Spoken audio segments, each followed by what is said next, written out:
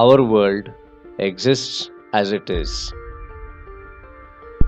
At times, I look at it in wonder as a miracle of creation, and at times as pain that must be endured.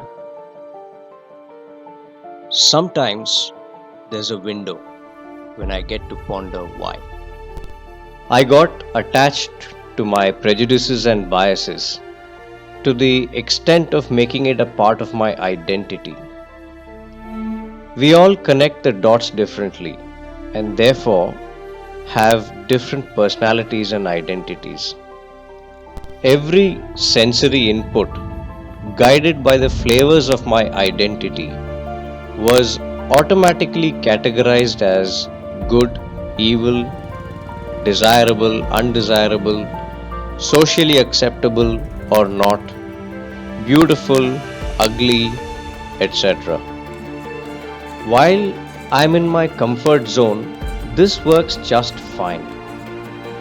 It is only when I threw away my proverbial comfort blanket did I get to see the world around me with completely different and multiple perspectives.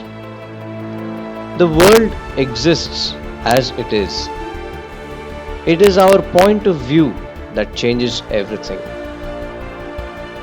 I wanted to look at the world around me from multiple perspectives and look at new worlds too. This has been my primary motivation to travel and travel solo to new places. Since I am unable to invent new perspectives, the next best alternative for me is to look at the world from the eyes of the people I meet on these trips. Completely submit myself to the generosity of the universe and look at the world without coloring it with my old memory that categorizes everything. Just see, feel, taste, smell, hear, and soak in it.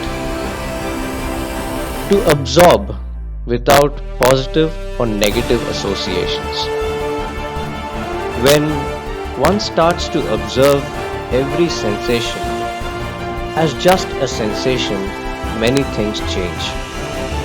Suddenly, broken roads don't bother you. Instead, you start to appreciate that it is an established path to travel. Appreciate that slow progress gives you a chance to look at the jungle, the waterfalls, and even some exotic bugs. Not getting a room in a circuit house in a remote village opens up the opportunity to request locals for shelter. Appreciate the large hearted people welcoming you into their humble homes and wealthy hearts. Sit around the kitchen fire and talk about their life, family, faith, struggles, and triumphs, and share food with them. Be grateful when they give you their best blankets just in case your sleeping bag was not up to the job.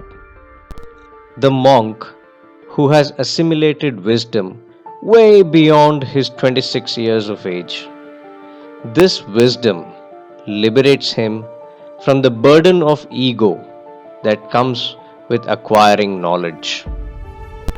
An 80-year-old man who lives in a very remote village that got mobile connectivity just 4 months before my visit and road connectivity only for the past 6 years.